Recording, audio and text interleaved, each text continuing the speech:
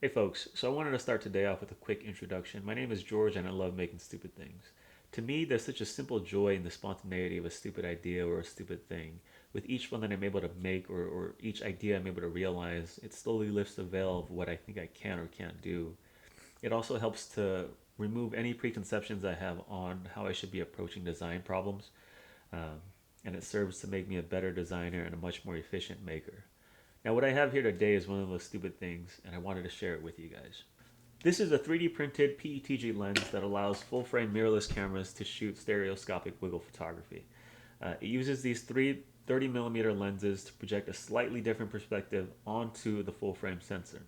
Now, what this does is it introduces a parallax shift in between those frames, and when we combine them into an animated sequence, we get a sense of depth and dimensionality to that picture.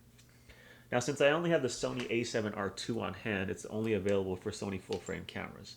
Um, but I will be bringing a version of this to the APS-C Sonys and Fujis, and then the Canon and Nikons when I get my hands on those. Now, there are a couple of reasons why this is a full-frame only lens. The first, simply, I designed it to be full-frame. It takes advantage of that full-frame sensor size. On an APS-C sensor, I'm going to be using two lenses to take advantage of the smaller size to get the most image possible per frame. Uh, the second reason, the more correct reason, is that to get the best performance out of this lens, the best light shaping qualities, I had to design the lens baffle to extend as far as possible to the lens sensor as I could without interfering with the shutter or the IBIS mechanisms. What this means is that the incoming light from these baffles is going to be a much harder light. There's less scattering in between each frame, which means you have more image to crop in post.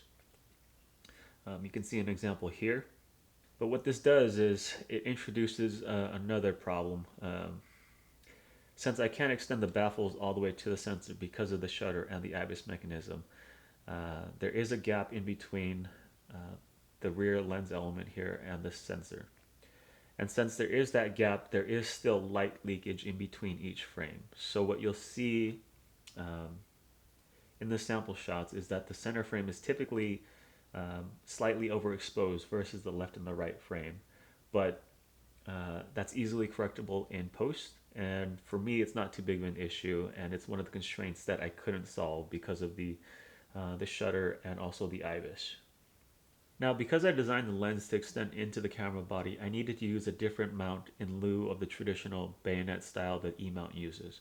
I chose to use something like the Canon FL Early FD breech lock system, which allows me to align the camera lens where I need it to be and simply lock it into place. This ensures that nothing rotates internally to damage anything inside your camera. Uh, I know this is a somewhat risky proposition for a relatively niche and novel lens, so I have included a poor performing lens baffle that mounts just like a traditional E-mount lens. You can use it as a bayonet style, or you can use it as a breech lock. So yeah, that's all I got for this one. It was just a quick intro into this new lens that I'm working on. Check back in a few for a shooting with video and a post-processing video. Appreciate you folks for watching this far along. Cheers.